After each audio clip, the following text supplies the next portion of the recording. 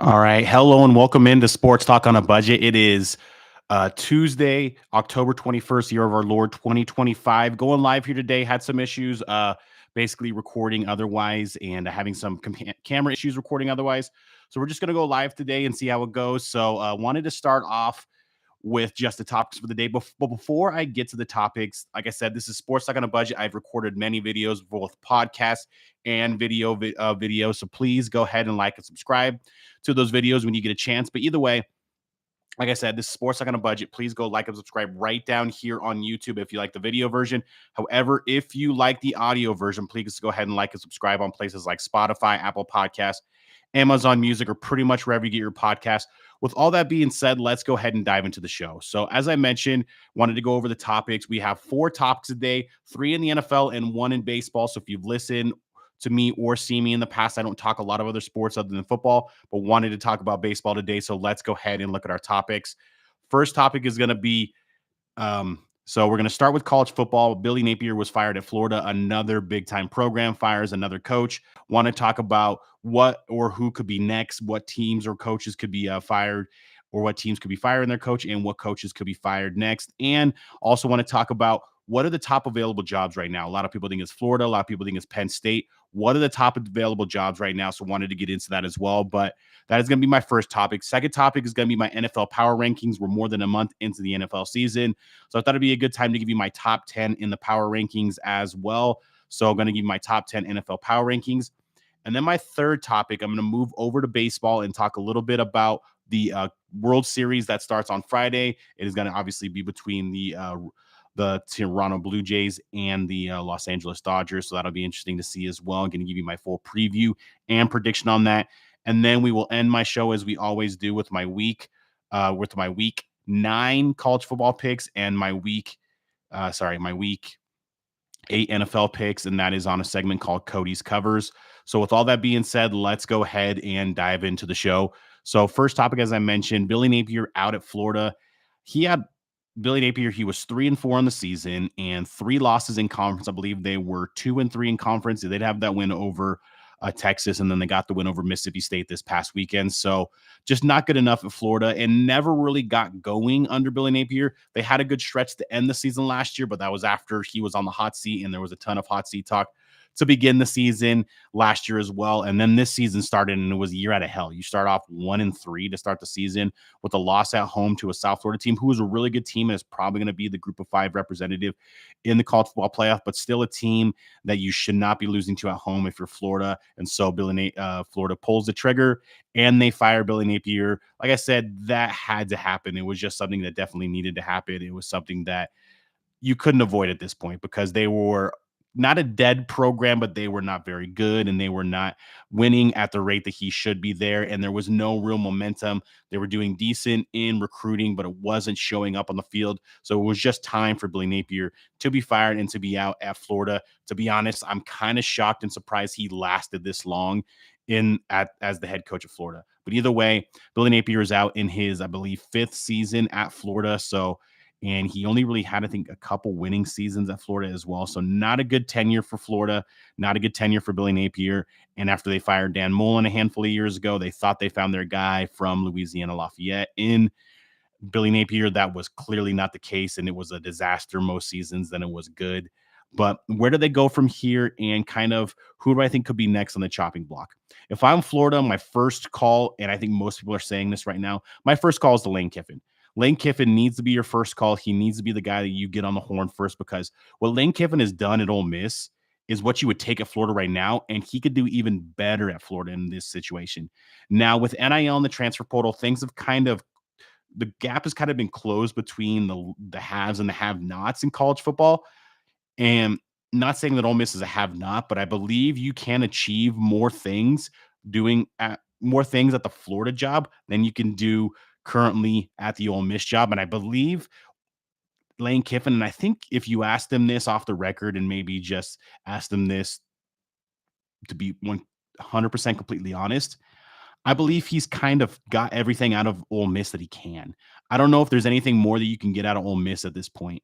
And so that, in my opinion, is a reason why you probably should be looking for another job if you're the head coach of Ole Miss, like Lane Kiffin is, of course. And I think Florida would be a perfect landing spot because he's comfortable with the SEC. He's comfortable with recruiting now, recruiting down there. And of course, you're recruiting in the SEC, you're recruiting in Florida. So that would be my first call. I would also give Alex Golish, the South Florida coach, a call, the guy who just beat you about 4 or 5 weeks ago. And I would also look at John Summerall, the current Tulane coach. He's doing a really good job there as well. Those would be my top three candidates, and maybe Eli Drinkwitz as well from Missouri. But what I really wanted to look at was ranking the 7 current Power 5 jobs that are open. So, like I said, there are 7 jobs in the current Power 5 that are open. And I think there's a decent hierarchy when it comes to these jobs. But I wanted to rank 1 to 7, which I think is the best job and which I think is the worst job currently available. And number 1 and 2 is kind of a debate on who you ask. In my opinion, right now, today, October 21st, 2025, I think the Penn State job is the best job that's open. I think it's the best job that's open because they've been there recently. They were in the semifinals last year. They were a team that's knocked on the door to the playoffs year in and year out under James Franklin. The structure is there. The buy-in is there. They wouldn't have fired James Franklin midseason if they weren't all into winning because he won enough there to kind of keep him around. A lot of other programs and schools and ADs would have kept him around. So, and I just believe that yes, the recruiting is not as easy to do from Penn State that it is in Florida, but Penn State is doing fine in recruiting. And I think their brand is carrying a little bit more weight with high school recruits right now and transfer portal targets as well right now versus Florida. And I think the structure and the alignment at Penn State is more together than what it is at Florida. So that's why I got Penn State as the number 1 opening job. Florida is the number 2 opening job. Make no mistake about it. They are a good job. It's not a blue blood job. It's not a top 10. It's maybe not in a top 15, 20 job, but it's still a really good job in college football. And they are the number 2 open job right now, and that's Florida. And those two are kind of clearly head and shoulders above the rest of college football of these opening jobs. That, like I said, I think they're clearly head and shoulders above everybody else. Number 3 opening job, we're going to stay in the SEC, and I'm going to go with Arkansas. And the reason I have Arkansas as the number 3 opening job is, yes, they're in the SEC, and it's a clear hierarchy for, there's kind of a power 4, and then there's more, what more people are talking about, there's a power 2, the Big Ten in the SEC, and of course they're in the SEC. And Arkansas is a program with a lot of money and a lot of NIL. Now they focus a lot of that on the hardwood with basketball and John Calipari, and their baseball program has been really good of late as well. So are they going to allocate some of those funds to the football program? Of course, you got the Walmart sponsors, you got the Tyson Food sponsors, you got guys like Jimmy Johnson and Jerry Jones who could be potential boosters with a lot of money and a lot of juice they could put into the program. So there's a lot of potential of Arkansas. A lot of people have kind of said that that's a sleeping giant. I don't know if I would go that far with Arkansas, but I still believe there is a lot of potential with that Arkansas job. So that's why I got them as the number 3 open job.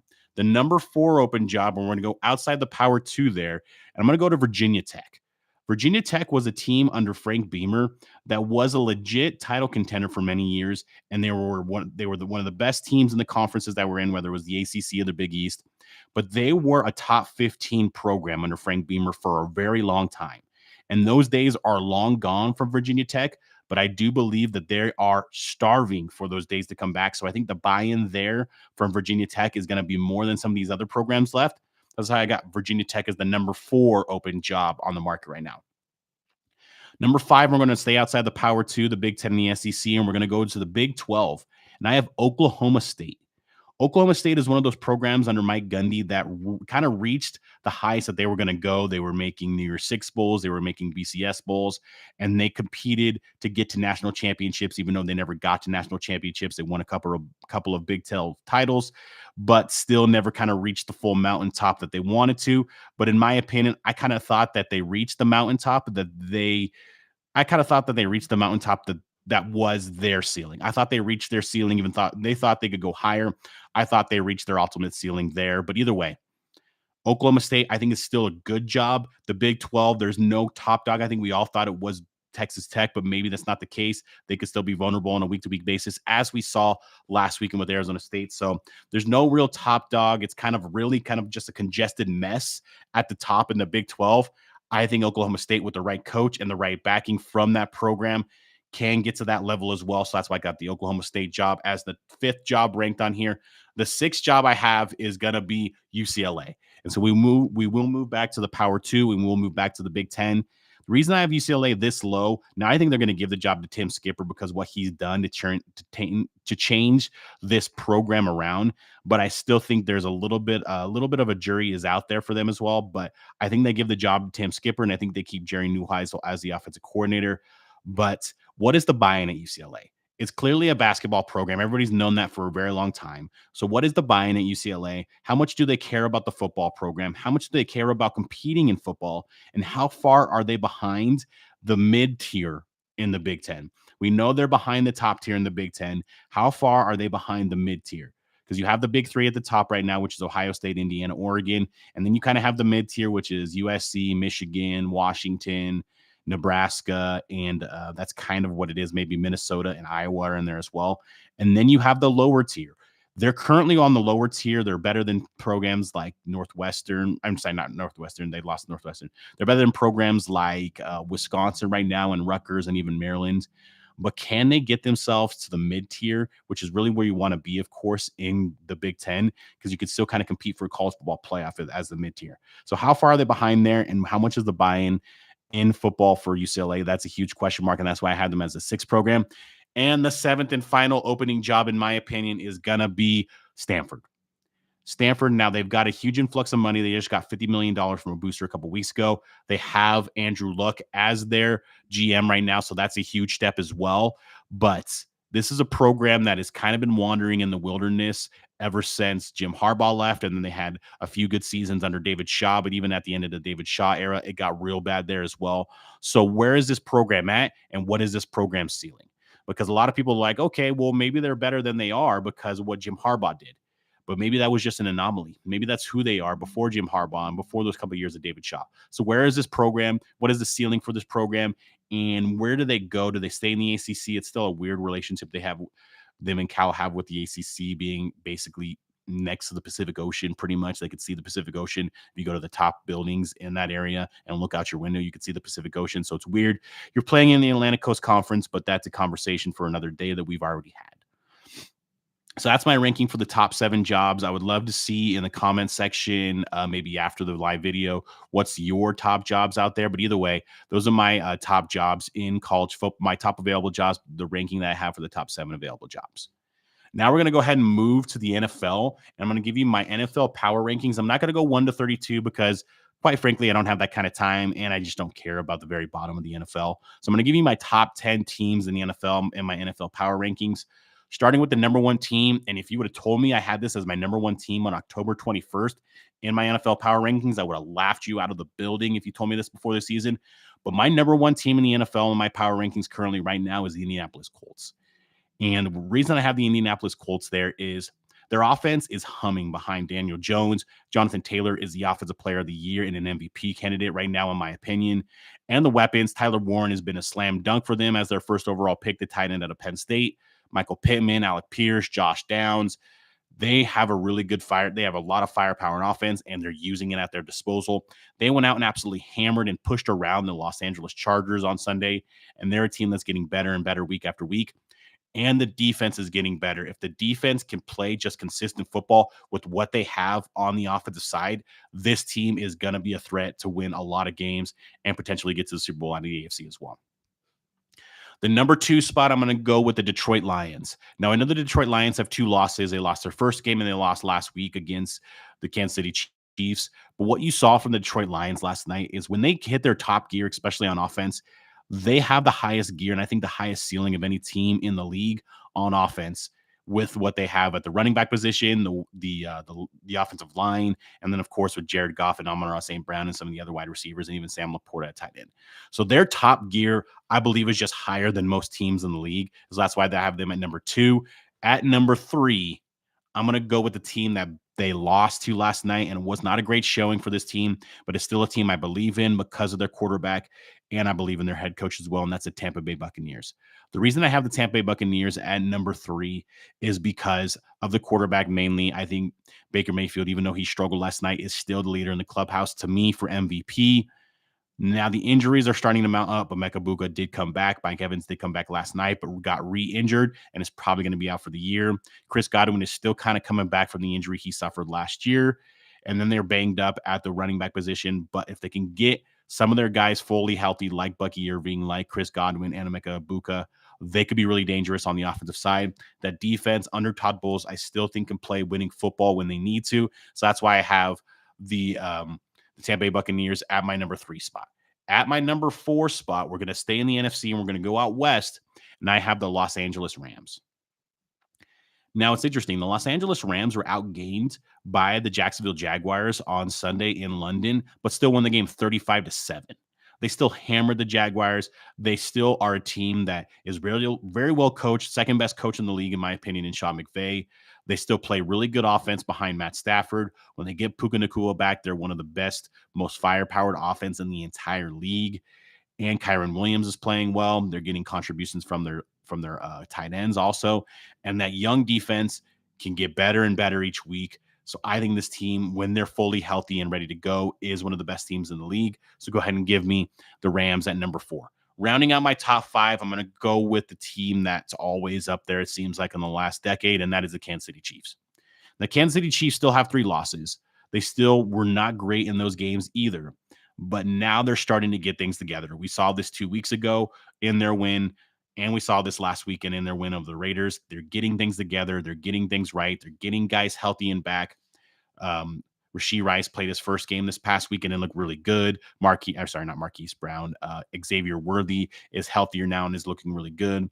They're still not running the ball as consistent as I think they should. Their best runners a lot of times is still Patrick Mahomes, but still, this is a team with a ton of firepower. Travis Kelce is looking better this year, and that defense is still a really good defense under Steve Spagnuolo. So I think and Chris Jones. I think they're still a really good team and a top 5 team in the NFL right now. At the number 6 position is the defending champions in the NFL, and that is the Philadelphia Eagles, who got back on track after a 2-game losing streak this past weekend in Minnesota. And if they can have that kind of passing performance, which I don't think they can consistently have, but if they can get that from time to time from Jalen Hurts with guys like A.J. Brown and Devontae Smith, they're going to really be a really tough out and a really tough team to beat. They need to figure out the run game. I know they have some issues on the offensive line, some injuries, and they're just not as good as they used to be. But if they can get that running game going with Hurts and with Barkley, of course, that would help them a lot as well. That defense is still really good, all over the place, studs all over the place. So this is still a really good team, really good roster. So I think this is a team that could definitely compete again in the NFC to get back to the Super Bowl. So my number 6 team in the power rankings is the Philadelphia Eagles. We'll stay in the NFC for number 7. And I have the Green Bay Packers. And the reason I have the Green Bay Packers as the number 7 team in my power rankings is because I think when this team plays at its top end and to their full potential, they're one of the best teams in the league. Now, Jordan Love, the jury is still out for me on him with Jordan Love. I just don't know how good Jordan Love is at this point, but he can play to his top end potential and look really good on some games. And then there's some games where he plays to the below end of his potential and looks really bad. So he's a little bit of Jekyll and Hyde there. He's more Favre than Rodgers, if we're going to compare him to the previous 2 Green Bay quarterbacks. But we saw what Micah Parsons can do when he's allowed to just pin his ear back and get after the quarterback had 3 sacks against Arizona this past weekend and kind of sealed the game against Arizona as well. And Josh Jacobs is still a good running back. They need to figure out who's their top wide receiver, but they still have a lot of good weapons, some good tight ends as well. So that's why I have the Packers as my number 7 team in my power rankings. At number 8, and it's going to be a shock to you, but I think they're playing really good football right now, currently on a 4-game winning streak, and that is my New England Patriots. My New England Patriots are the number 8 team in the league right now. Drake May is an MVP candidate. They're playing really good on the defensive side. The receivers are playing better. Diggs has had some good games. Kayshon Boutte is having a breakout year. Pop Douglas pops up from time to time. And the 2 tight ends in both Hunter Henry and Austin Hooper are both really good tight ends as well. This is just a team that's playing well. They're gaining confidence week after week. And this is a scary team because of the youth and the confidence they can get, but they're still very talented. And the defense is getting better week to week. So give me the Patriots at number 8. At number 9, I'm going to go back to the NFC, and I have the San Francisco 49ers. Now, currently right now, you'd probably have to give the coach of the year to Kyle Shanahan because how he's been able to get this team to 5-2 with all the injuries that they've been dealing with. That's been really good. Mac Jones has played really well for them, has actually played better than Brock Purdy played for them in the times that he was in. They're getting guys healthy back in George Kittle. Fred Warner's going to be out for the year. It's not going to happen, but you still have George Kittle. Christian McCaffrey's having a bounce back, huge season. Still a ton of weapons on the offensive side. If they can get guys back like Ayuk and Pearsall, they could really kind of contend at the top end of the NFC, but still a really good team, a really good defense. And like I said, Kyle Shanahan is probably your coach of the year as of right now because of what he's done with just the litany of injuries he's had throughout the season. So at number 9 in my power rankings, I have the San Francisco 49ers. Finally, rounding out the top 10 in my NFL power rankings, I have, and I'm going to stay in the NFC West, I have the Seattle Seahawks. Got another victory last night. It was a little ugly to end the game, but they started out hot, and that's kind of what carried the day for them. But this Seattle Seahawks team, they have Sam Darnold, who's playing really well. He probably should still be in Minnesota. I think if you gave them some true serum, they would just re-sign him, or gave them a redo. They would just re-sign him, and he would still be in Minnesota. But Sam Darnold's playing really well. Jackson Smith and Jigba is one of the top receivers in the game. They have a two-headed monster in the backfield in Kenneth Walker and Zach Charbonnet. And the defense under Mike McDonald, their head coach, is getting better and better and better as the weeks go on. This Seattle team is a dangerous team, and I think they can actually win the NFC West as well. So that was my top 10 NFL power rankings. Just to recap, I have the Colts at 1, Lions at 2, Buccaneers at 3, Rams at 4, Chiefs at 5, Eagles at 6, Packers at 7, Patriots at 8, Niners at 9, and the Seahawks at 10. That is my power rankings, currently a little more than a month into the season. Now let's go ahead and I'm going to give you a quick World Series preview. Of course, we have the Dodgers taking on the Toronto Blue Jays. This starts on Friday night. Blue Jays have home field advantage, so this will start in Toronto on Friday night. I have 3 main questions on how I think if these questions are answered, this is how these teams could win the World Series. First one is going to be on the Dodgers side. Can the Dodgers continue this dominant starting pitching they've had? They've been absolutely dominant in each round of the postseason, whether it was the wild card, the divisional series, the championship series. They've been absolutely dominant, shutting down all 3 teams that they played, the Reds, the Phillies, and the Brewers. In those 3 series, their starting pitching has been dominant, and their bullpen, which was kind of their Achilles heel heading into the postseason, has been good as well. So can they continue that starting pitching? If they can, that is going to be huge to get them to a back-to-back World Series victory there. Number 2 question for me is going to be, is Toronto, they have home field advantage. Is that home field advantage going to play a factor in this series? Because with the Dodgers in the division series, it didn't play a factor when they went to Philadelphia. In the championship series, it wasn't a factor when they went to Milwaukee. Can Toronto, that's a far travel for the Dodgers, LA to Toronto. Can that be a factor for this Dodgers team going to Toronto? And can Toronto have that home crowd and that home field advantage play a factor? They need to get game 1, in my opinion. That's almost a must win for them to get ahead in this World Series. You don't want to fall behind being the home team and give up home field advantage to the Dodgers. So can they get that home field advantage working in their favor? And can they work that in their favor to get momentum in the series? Third and final question I have is going to be on the Toronto side. And can Toronto get more consistent pitching? Because against the Mariners, their pitching, especially their starting pitching, was all over the place. Their bullpen had issues as well. They gave up a lot of runs to the Mariners throughout the series. Now, they got timely hitting from guys like Vlad Guerrero, George Springer, of course. But can they get consistent pitching from their starting pitching? Can the Torontos get consistent pitching against this Dodgers lineup? This Dodgers lineup, of course, is not an easy lineup to see. Of course, what Shohei Ohtani's doing, Mookie Betts, Freddie Freeman, Teoscar Hernandez, Max Muncy, they're loaded all over the place. But can you get these guys consistently out? Can you get consistent pitching from your starting pitching if you are the Toronto Blue Jays? Because if you can't, and you're not getting consistent starting pitching because the Dodgers, what they're doing on the pitching side, you're going to have 0 chance to win this series. So all those questions aside, I love what the Toronto Blue Jays are doing. This is their first World Series appearance since 1993. That was the year I was born. 32 years ago, that's the last time the Blue Jays won the World Series. Then, of course, the Dodgers are going for their 3rd World Series in this decade. So different dichotomy here, totally different situations for both these teams. This Dodgers team seems like they're just on one right now. They've only lost 1 game this postseason. They are currently 9-1 in the postseason.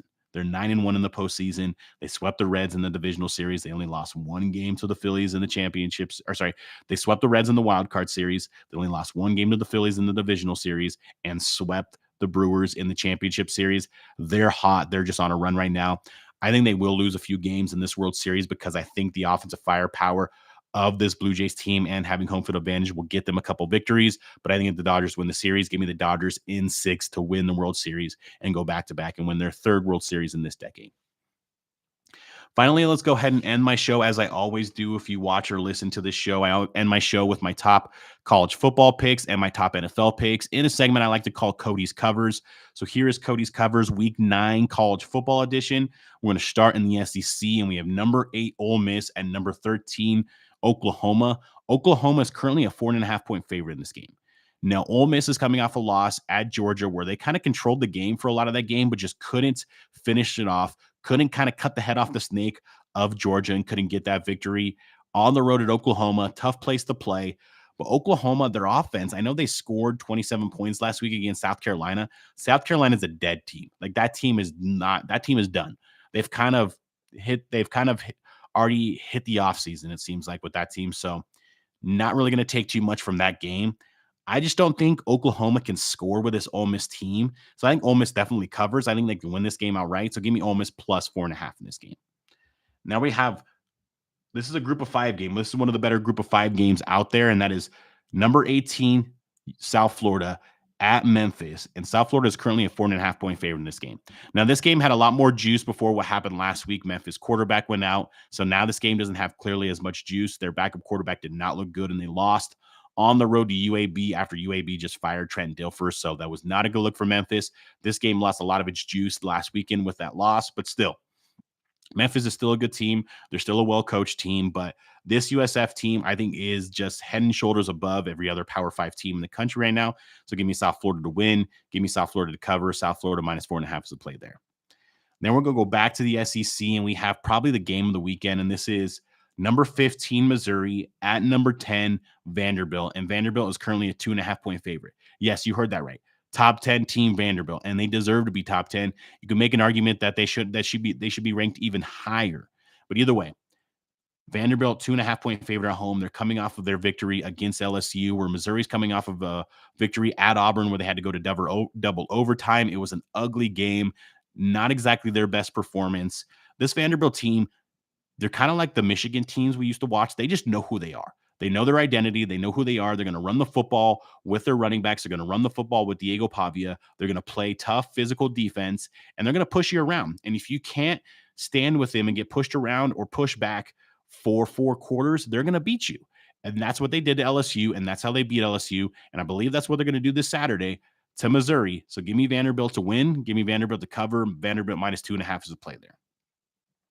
Now I'm going to stay in the SEC actually for another game. And this is the night game on ESPN. And that is number 3, Texas A&M at number 20, LSU. Texas A&M is currently a 2.5-point favorite in this game.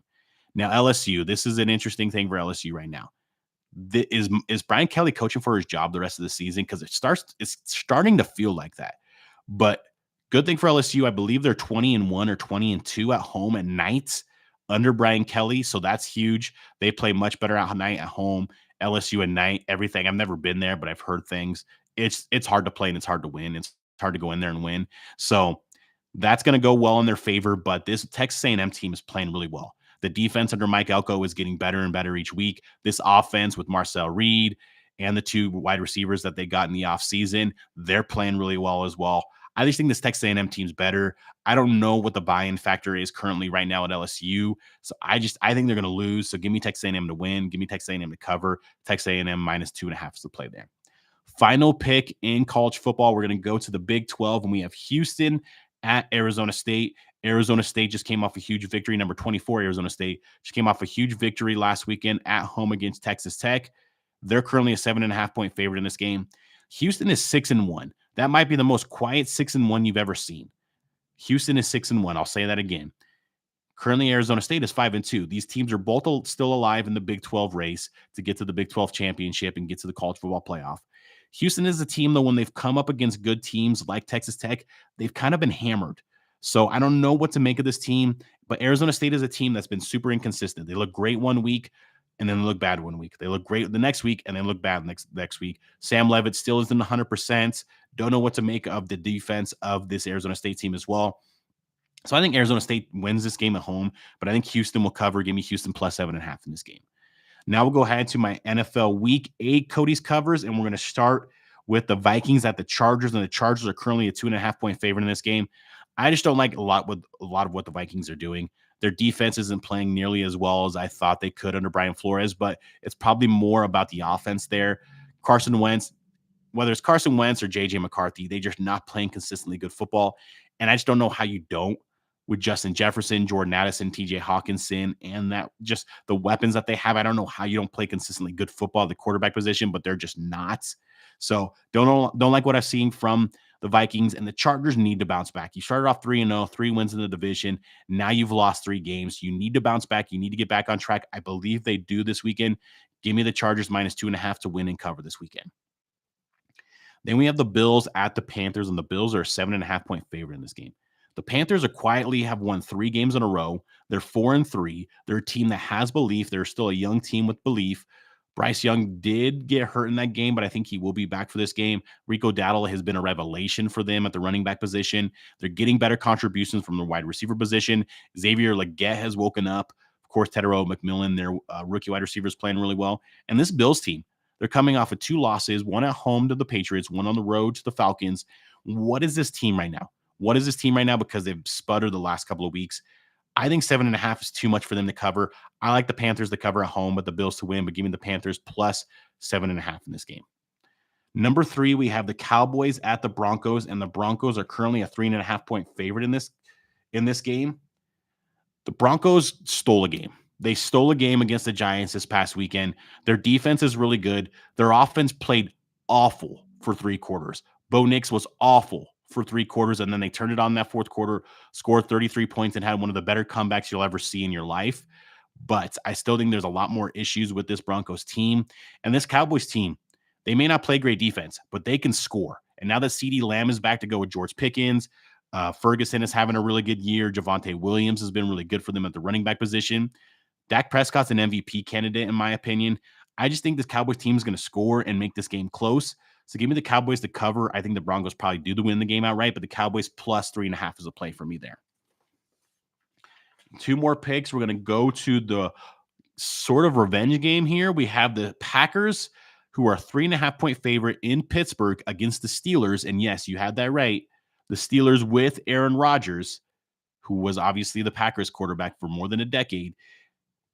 3.5-point favorites on the road, revenge game. This Packers team is good, but they still haven't reached their full potential yet, and I still think they are a couple weeks from reaching their full potential. Steelers are coming off a loss and their worst defensive performance of the year last week against the Bengals and Joe Flacco. I think they bounce back here. I know Aaron Rodgers is going to be motivated for this game, of course, against the Packers because of how it ended there. So give me the Steelers to cover. I think they win the game outright as well. Steelers plus 3.5. Finally, we have the Monday Night Football game, and that is the Commanders at the Chiefs, and the Chiefs are a 10.5-point favorite in this game.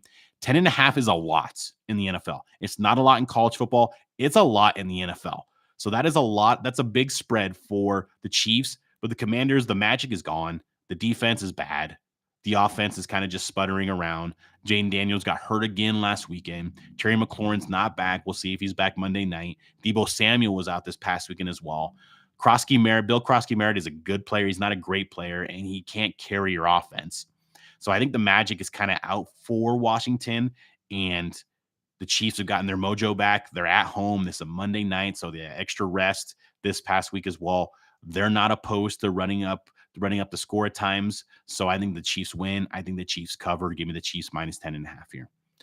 So thank you for watching it. Thank you for watching and listening. This has been my show today. This is Sports Talk on a Budget. Please go ahead and like and subscribe to the show right here. Leave a comment if you'd like. If you prefer the audio version of the show, please go ahead and like and subscribe on places like Spotify, Apple Podcasts, Amazon Music, or pretty much wherever you get your podcasts.